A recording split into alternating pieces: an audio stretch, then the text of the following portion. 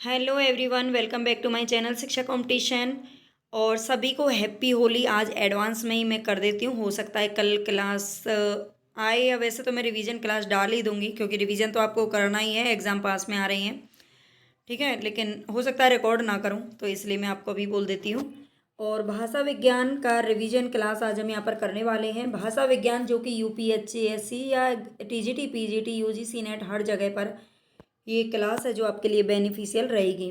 तो चलेंगे हम अपने फर्स्ट क्वेश्चन की तरफ। ठीक है, मैं आपसे और कुछ भी नहीं कहूँगी क्योंकि मुझे पता है जो बच्चों का मन करता है वो वही करते हैं। तो चलते हैं फर्स्ट क्वेश्चन की तरफ। आप बस पूरी क्लास देख लीजिए, यही आपके लिए सबसे ज़्यादा जरूरी है। टकसाली भाषा किसे कहते हैं? बहुत ही अच्छे क्वेश्चन है जो मैंने यहाँ पर रखे हैं। ठीक है, टकसाली भाषा किसे कहते हैं? तो ये संस्कृत निष्ठ भाषा को टकसाली भाषा के नाम से जाना जाता है। देवनागरी लिपि का सर्वप्रथम प्रयोग किस राज्य से माना जाता है? ठीक है, हमारी जो हिंदी भाषा है उसकी लिपि है देवनागरी, और उसका सबसे पहले प्रयोग किस राज्य में हुआ था? तो ये हुआ था गुजरात में। ठीक है, गुजरात से सबसे पहले देवनागरी लिपि का प्रयोग हुआ है। किस विद्वान ने देवनागरी लिपि के स्थान पर रोमन लिपि स्वीकार करने का सुझाव दिया था? तो सबसे पहले किस विद्वान ने देवनागरी लिपि यानी कि उनका कहना था कि देवनागरी लिपि को हटाएं और रोमन लिपि को स्वीकार करें। रोमन लिपि यानी कि अंग्रेजी भाषा का उन्होंने जोड़ दिया था अंग्रेजी भाषा पर।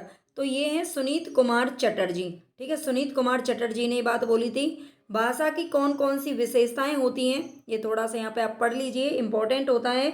भाषा परिवर्तनशील होती है। बिल्कुल, भाषा जो होती है वो परिवर्तनशील होती है। भाषा में बदलाव आते रहते हैं, उसका स्वरूप हमेशा एक जैसा नहीं रहता। जैसे समय परिवर्तनशील होता है वैसे ही भाषा भी परिवर्तनशील होती है।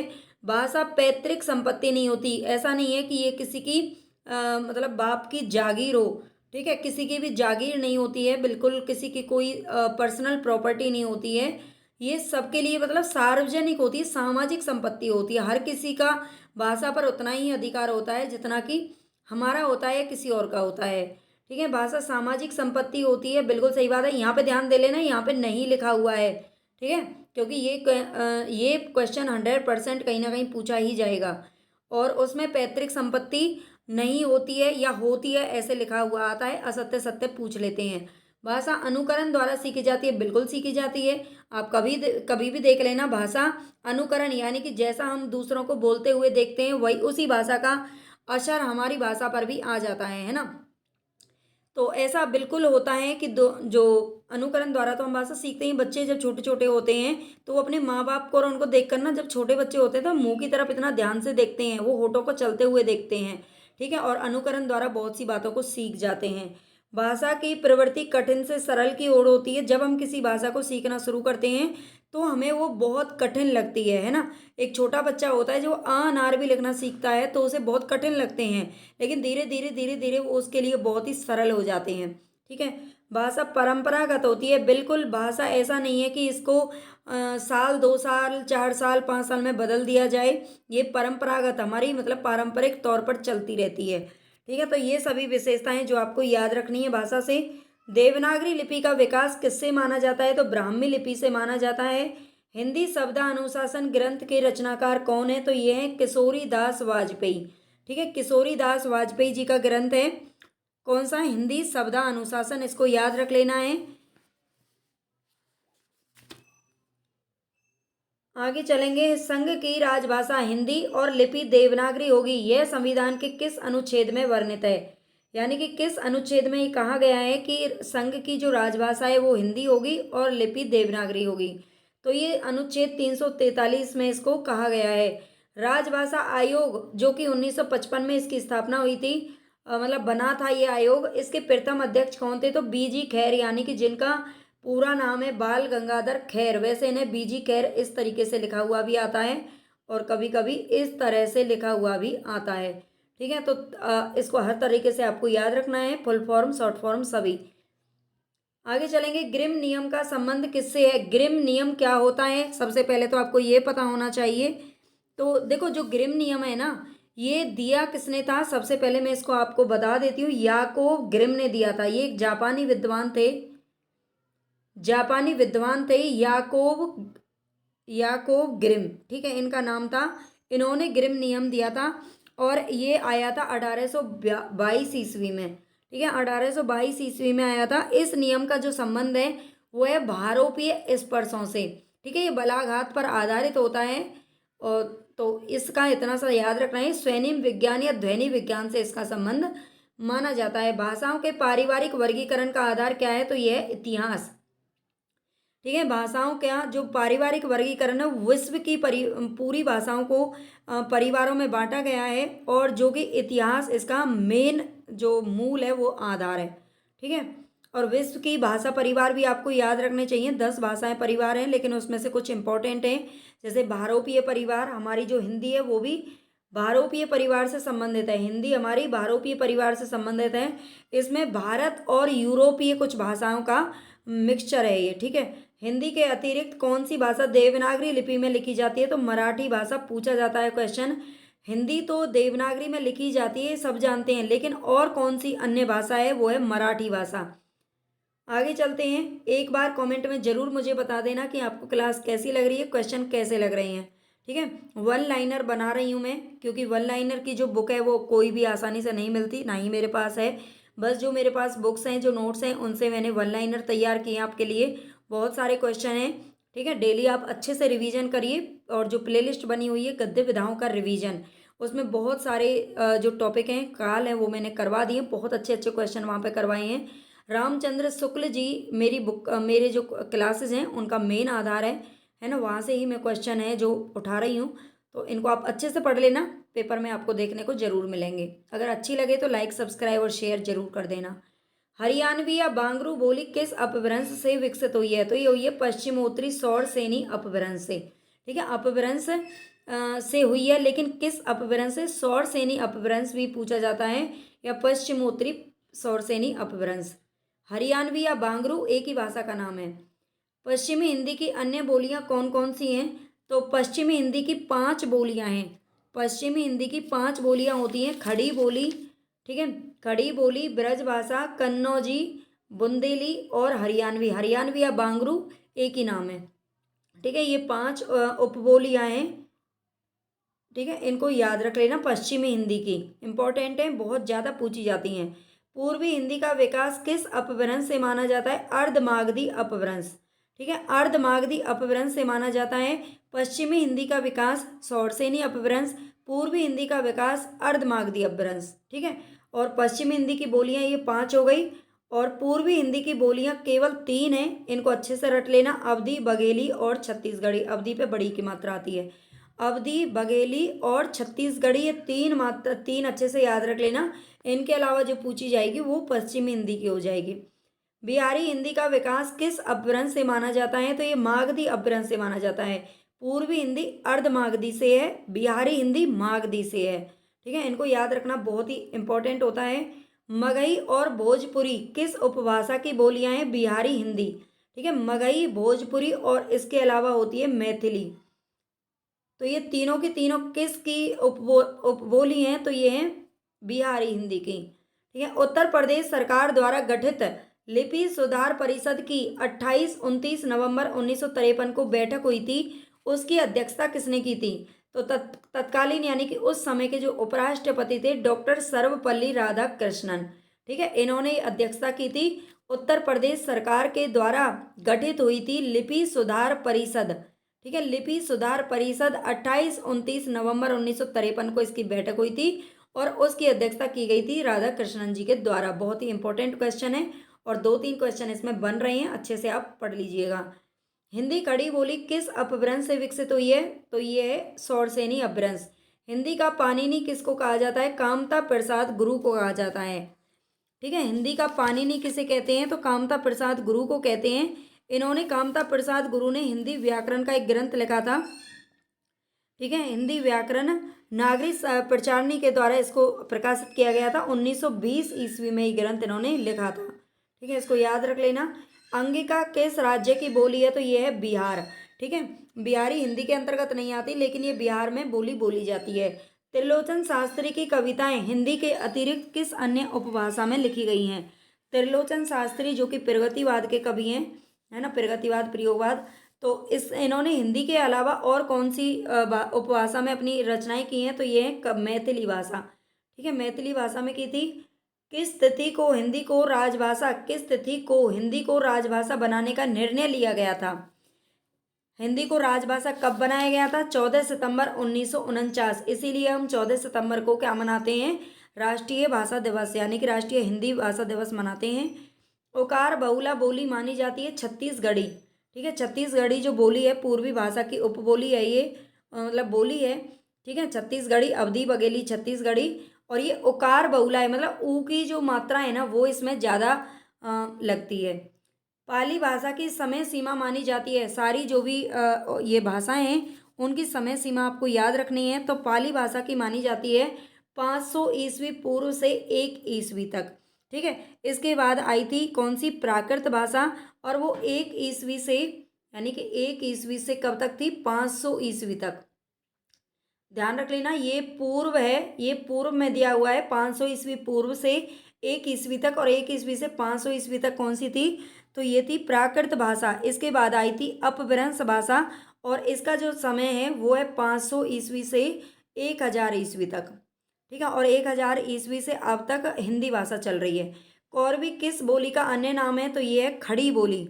ठीक है, कौरवी को बहुत सारी नामों से, अलग अलग नामों से पुकारा गया है।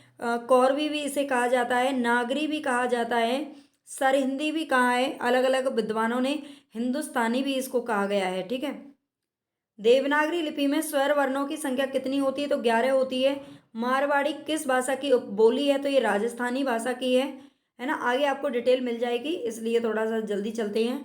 किसी सीमित क्षेत्र में बोली जाने वाली स्थानीय भाषा को क्या कहते हैं? बोली कहते हैं। कन्नौजी हिंदी किस उपभाषा की एक बोली है? पश्चिमी हिंदी की है।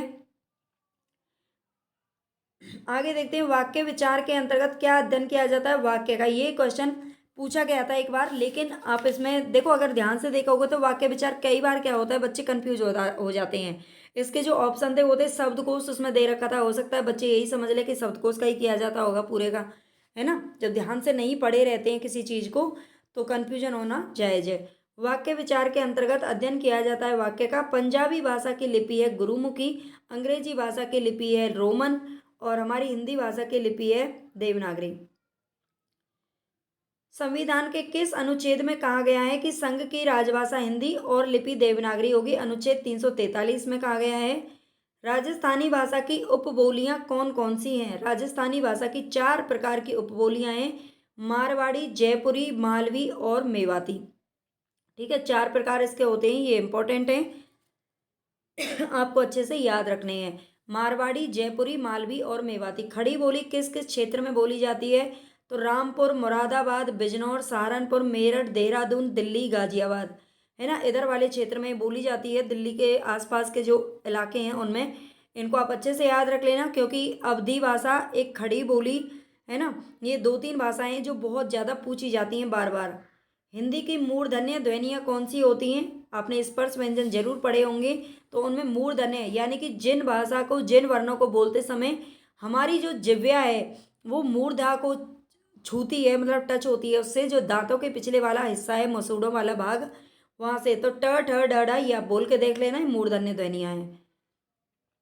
अवधी बोली का क्षेत्र कौन सा है? अवधी बोली का क्षेत्र कौन सा है? तो फतेहपुर, कानपुर, लखनऊ, उन्नाव, रायबरेली, सीतापुर, फैजाबाद, गोंडा, बहराइच, सुल्तानपुर, प्रतापगढ़, बाराबंकी, है ना। तो ये सारे यहाँ से ही, ऐसा नहीं है सारे आपसे पूछे जाएंगे, मैंने सारे आपको बता दिए। इन्हीं में से 2-4 ऑप्शन दे करके आपसे पूछ लिया जाता है कि अवधी बोली इसमें से किस क्षेत्र में बोली जाती है, नहीं बोली जाती है।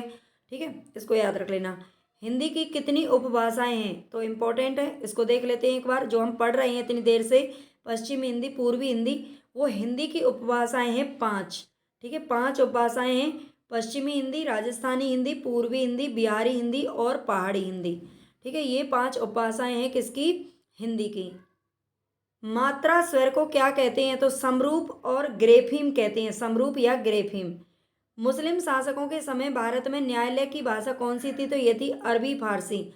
ठीक है, भारत में देखो जब मुसलमानों का राज था तो मुस्लिम भाषा थी, यानी कि अरबी फारसी थी। और जब अंग्रेजों का शासनकाल आया तो अंग्रेजी भाषा उन्होंने बना दी थी कोर्ट की भाषा।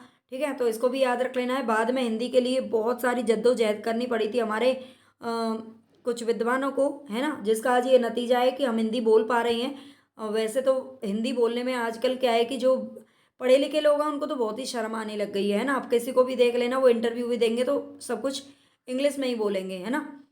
तो हिंदी तो बोलने में पढ़ने में अब शर्म आती है बच्चों को क्या सभी को आने लगी है, क्योंकि हिंदी का जो वजूद होना चाहिए वो अभी नहीं है। मुस्लिम शासकों के समय भारत में न्यायालय की भाषा थी अरबी फारसी। एक और क्वेश्चन बहुत पूछा जाता है, अकबर के दरबार में फारसी मतलब कौन सी भाषा बोली जाती थी, मतलब कौन सी भाषा वहाँ की जो अदालत की कार्रवाई के लिए काम आती थी, दरबार की भाषा कौन सी थी, तो वो थी हिंदी अकबर के दरबार में, ठीक है। लेकिन बाद में जब टोडरमल के आने से फारसी भाषा को अदालती भाषा बना दिया गया था, ये भी याद रख लेना। टोडरमल हालांकि हिंदू थे, फिर भी उन्होंने फारसी भाषा का वहाँ पर प्रचार करना शुरू किया था। भारत की संपर्क भाषा कौन सी है? भारत की संपर्क भाषा कौन सी है? तो ये है हिंदी। सिंधी भाषा का विकास अपभ्रंश की किस शाखा से हुआ है? तो ये हुआ है ब्राचड़ शाखा से, ठीक है।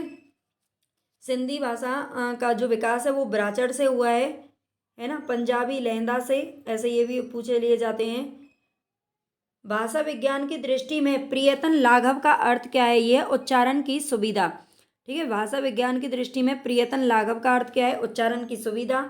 आधुनिक भारतीय आर्य भाषाओं के उदय के पहले आर्य भाषा का कौन सा रूप विद्यमान था? ये था अपभ्रंश रूप, ठीक है। आधुनिक भारतीय आर्य भाषाओं के उदय से पहले आर्य भाषा का कौन सा रूप विद्यमान था? तो ये था अपभ्रंश, ठीक है। इसको याद रख लेना। भाषा की लघुतम स्वतंत्र एवं सार्थक इकाई को क्या कहते हैं? तो शब्द कहते हैं। बहुत से बच्चे यहाँ पर अगर ऑप्शन में उनको वर्ण दिख गया ना तो ठोक देंगे सीधा, है ना, वर्ण। लेकिन नहीं, यहाँ पर पूछा है लघुतम, देखते ही बस वो इतना पढ़ेंगे भाषा की लघुतम, अरे अरे ये तो वर्ण है, बिल्कुल गलत है। लघुतम पूछ रहा है, स्वतंत्र भी पूछ रहा है, सार्थक भी पूछ रहा है, ठीक है, सार्थक भी पूछ रहा है। सार्थक शब्द होते हैं, वर्ण सार्थक नहीं है। किसी एक वर्ण का इस्तेमाल आप किसी चीज़ के लिए नहीं कर पाते हैं, है ना, तो ये सार्थक नहीं होते हैं। हिंदी में अधिकांश शब्द किस भाषा से आए हैं? संस्कृत भाषा से, ठीक है। हिंदी में अधिकांश जो शब्द हैं वो कहाँ से आ रहे हैं? संस्कृत से आए हैं बहुत सारे शब्द। उर्दू वैसे तो हमारी जो भाषा है ना, इसमें हर भाषा का मिक्सचर है। आप हिंदी बोलेंगे तो देखना उसमें हर भाषा के शब्द हैं जो कहीं ना कहीं उसमें मिल जाएंगे। उर्दू के भी मिलते हैं, है ना, और फारसी वगैरह के भी उसके भी मिलते हैं, अंग्रेजी के भी मिल जाते हैं। अंग्रेजी शब्द भी हम बीच बीच में बोलते ही हैं। दिल्ली व मेरठ के आसपास की बोली का क्या नाम है? तो ये है खड़ी बोली। आपको बहुत ही अच्छे क्वेश्चन आगे देखने को मिलेंगे, इसलिए भागना नहीं है, क्वेश्चन को पूरे देखना है। विद्यापति के पद किस भाषा में रचित हैं? तो यह है मैथिली भाषा में। ज्ञान विज्ञान के तत्वों को व्यक्त करने वाली विशेष शब्दावली को क्या कहते हैं? पारिभाषिक शब्दावली, ठीक है। ज्ञान विज्ञान के तत्वों को व्यक्त करने वाली विशेष शब्दावली को कहा जाता है पारिभाषिक शब्दावली। पारिभाषिक शब्दावली का निर्धारण कौन करता है? तो ये है भाषा वैज्ञानिक। पारिभाषिक शब्दावली का निर्धारण करता है भाषा वैज्ञानिक।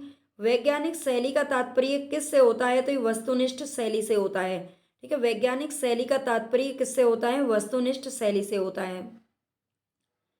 आगे देखते हैं, पत्रकार मॉरिस फेगस के अनुसार समाचारों को पाठक के लिए बोधगम्य कौन बनाता है? संवाददाता, ठीक है। पत्रकार मॉरिस फेगस के अनुसार समाचारों को पाठक के लिए बोधगम्य कौन बनाता है? तो ये संवाददाता बनाता है। समाचार का प्रमुख तत्व क्या होता है? सत्यता व नवीनता। समाचार जो भी होते हैं उनका मेन जो तत्व होता है वो है सत्यता, मतलब एक सच्चाई पर वो आधारित होने चाहिए, और नवीनता, हर दिन कुछ नई नई खोज लेके आना चाहिए। डेस्क के लिए समाचारों की आपूर्ति कौन करता है? तो रिपोर्टर करते हैं, जगह जगह घूम करके। रिपोर्टर बनने के लिए क्या आवश्यक होता है? अगर आपकी इच्छा है, आप रिपोर्टर बनना चाहते हैं, तो सहज बुद्धि होनी चाहिए और भाषा पर अधिकार, ठीक है। ऐसा नहीं है, क्योंकि रिपोर्टर के लाइफ में बहुत सारे लोगों से मिलना जुलना होता है, बहुत सारी चीज़ें कहीं कहीं पर उनको, अभी आपने देखा होगा जो रिपोर्टर मतलब महाकुंभ गए हुए थे, उनमें डेली की ऐसे वीडियो बहुत सारी हमने देखी थी कि भाई वो बाबा उनके पीछे पड़ गए रिपोर्टर को, है ना, चिमटा मारा, ये मारा, वो मारा। तो बहुत सारी चीज़ें होती हैं। उनकी जो बुद्धि है ना एकदम सरल और सहज होनी चाहिए, उनको जल्दी से गुस्सा नहीं आना चाहिए रिपोर्टर को, है ना, कहने का ये अधिकार है। और भाषा पर तो जिस भी भाषा में वो न्यूज़ दे रहे हैं, हिंदी आपने देखा होगा जो रिपोर्टर हैं, है ना, संवाददाता जो होते हैं एकदम टीवी में क्या धड़ाधड़, मतलब हिंदी चाहे इंग्लिश है, कुछ भी अगर उनकी भाषा है जो इम्पोर्टेंट है वो ही बोलते हैं, है ना, बिल्कुल एकदम बोल करके, तोल करके और सोच करके। भाषा की सर्व प्रमुख और एशिया की सबसे बड़ी संवाद समिति कौन सी है? तो प्रेस ट्रस्ट ऑफ इंडिया। ठीक है, भाषा की सबसे ज़्यादा प्रमुख और एशिया की सबसे बड़ी संवाद समिति है ये प्रेस ट्रस्ट ऑफ इंडिया। संचार माध्यमों का प्रमुख प्रयोजन क्या होता है? तो ये होता है सूचना को जन सामान्य तक पहुंचाना, आम जनता तक पहुंचाना किसी भी इंफॉर्मेशन को, ये होता है संचार माध्यमों का प्रमुख प्रयोजन यानी कि उद्देश्य। अनपेक्षित व कामुकतादर्शी समाचारों को किस वर्ग में रखा जाता है? तो गर्म समाचार होते हैं ये, हिंदी में इंग्लिश में इनको हॉट न्यूज़ बोला जाता है। ठीक है, हॉट न्यूज़ भी होती हैं, आप पढ़ लेना कभी।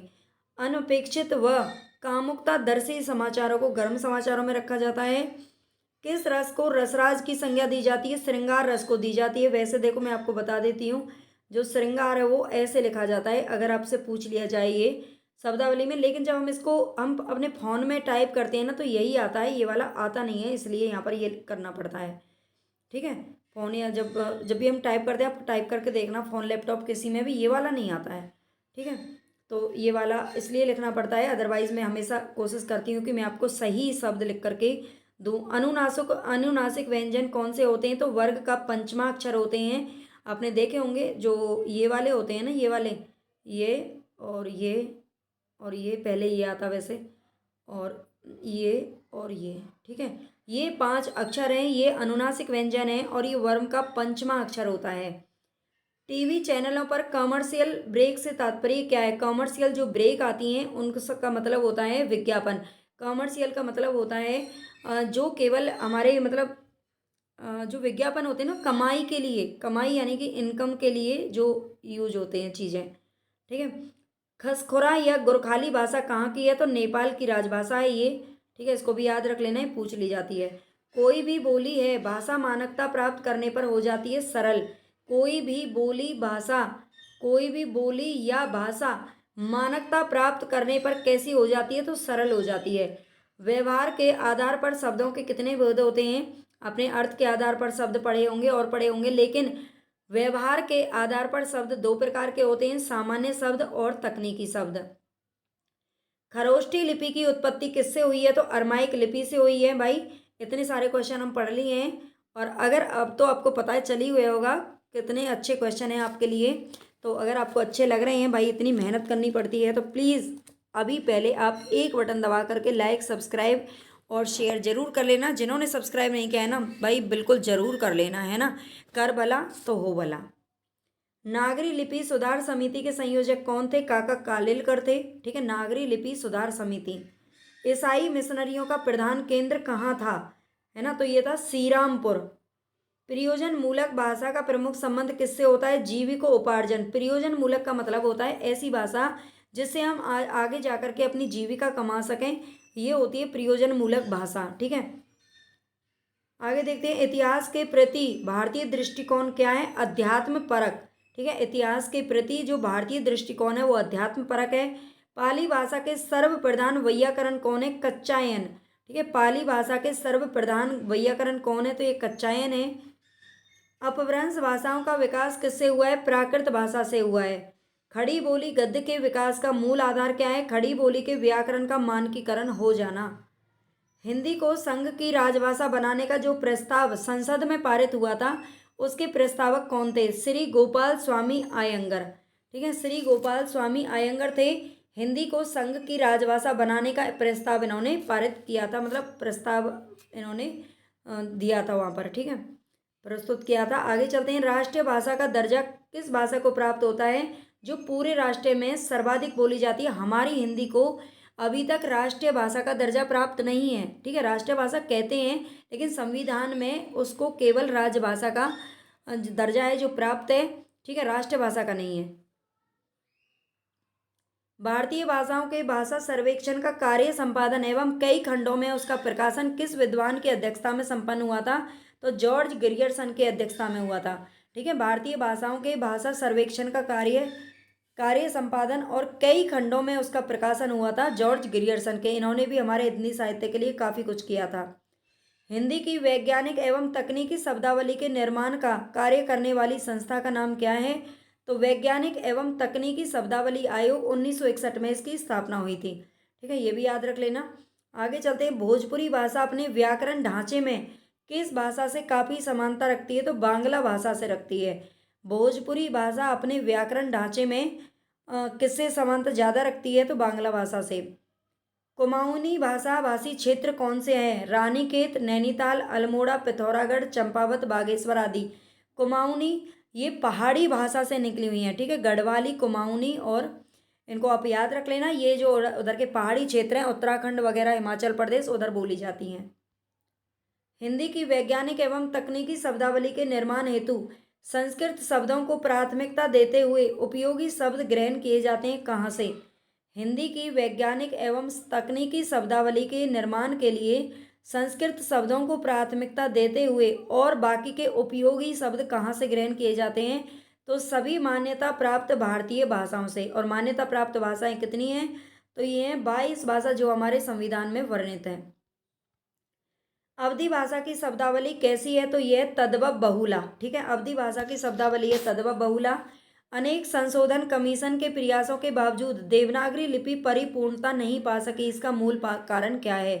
जो देवनागरी लिपि है वो अभी भी परिपूर्ण नहीं हो पाई है, और बहुत सारे कमीशन बने हैं उसके लिए, बहुत सारे मतलब आयोग वगैरह बने हैं ना, कमीशन वो आयोग बोलते हैं, कभी कभी भूल जाते हैं। तो आयोग बने थे, उसके बहुत सारे प्रयास इसके लिए किए गए, लेकिन फिर भी परिपूर्ण नहीं हो पाई। इसका मूल कारण है अपनी मूल प्रकृति के आक्षरिक होने के कारण। ठीक है, इसमें आक्षरिक है, आक्षरिक होने के कारण ये अक्षर हैं इसके अंदर जो कि थोड़े से कठिन लगते हैं कुछ लोगों को, इसलिए ये परिपूर्ण नहीं हो पाई है। इससे ज़्यादा सरल लोगों को अंग्रेजी लगती है सीखना। लिपियों का सही विकास क्या है? मोस्ट इंपॉर्टेंट ये क्वेश्चन है, इसको अच्छे से देख लेना। चित्रलिपि, सूत्रलिपि, प्रतीकात्मक लिपि, भाव मूलक लिपि, ध्वनि मूलक लिपि। ठीक है, ये लिपियों का सही विकास का क्रम है। सबसे पहले चित्रलिपि, फिर सूत्रलिपि, फिर प्रतीकात्मक लिपि, फिर भाव मूलक लिपि, फिर ध्वनि मूलक लिपि। ठीक है, इसको इम्पोर्टेंट है, स्टार लगा लीजिए और याद रख लीजिए। भारतीय संविधान के किस अनुच्छेद के आधार पर 1955 ईस्वी में राजभाषा आयोग की नियुक्ति की गई थी? 344 ए। ठीक है, भारतीय संविधान के किस अनुच्छेद के आधार पर 1955 ईस्वी में राजभाषा आयोग की नियुक्ति की गई थी? तो 344 ए में की गई थी।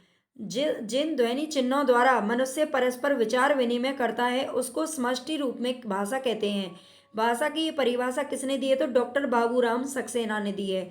जिन ध्वनि चिन्हों द्वारा मनुष्य परस्पर विचार विनिमय करता है उसको समष्टि रूप में भाषा कहते हैं। भाषा की ये परिभाषा दी है डॉक्टर बाबूराम सक्सेना ने। भाषा की ये बहुत सारी परिभाषाएं हैं, धीरे धीरे आपको सब कराऊंगी मैं, है ना। अपभ्रंश शब्द का प्रयोग कब से प्रारंभ हुआ? 6वीं शताब्दी से। स्वाधीनता संघर्ष के दौरान राष्ट्रीय भाषा के रूप में हिंदी के प्रचार प्रसार में किसकी सक्रिय भूमिका रही है? तो ये रही है स्वामी दयानंद सरस्वती जी की। आगे चलते हैं। स्वाधीनता आंदोलन के समय राष्ट्रीय भाषा हिंदी के विकास के लिए किसके सुझाव पर दक्षिण भारत हिंदी प्रचार सभा की स्थापना की गई? महात्मा गांधी।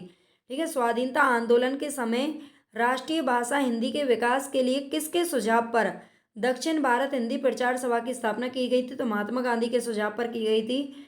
मानक हिंदी का विकास किस बोली से हुआ है? खड़ी बोली हिंदी। स्वाधीनता आंदोलन के दौरान हिंदी किसका पर्याय बनी थी? राष्ट्रीय एकता का। ठीक है, लाश, कैंची, कालीन, चेचक, तलाश, बेगम, बहादुर, जाजिम, ये सभी जो शब्द हैं वो किस भाषा के हैं? तुर्की भाषा के शब्द हैं। ठीक है, तुर्की भाषा यहाँ पर छिपा हुआ है। तो आज के लिए इतना ही काफ़ी है। आज के जो क्वेश्चन थे वो कंप्लीट हमारे 100 से थोड़े से कम है, शायद 91 ये क्वेश्चन है। ठीक है, तो आई होप आपको ये क्लास अच्छी लगी होगी। अच्छी लगे ना लगे मुझे नहीं पता है, लेकिन आपके लिए हेल्पफुल 100% रहेगी, ये मुझे पता है। ठीक है, इसीलिए मैं इतनी मेहनत से आपके लिए क्लास तैयार कर रही हूँ।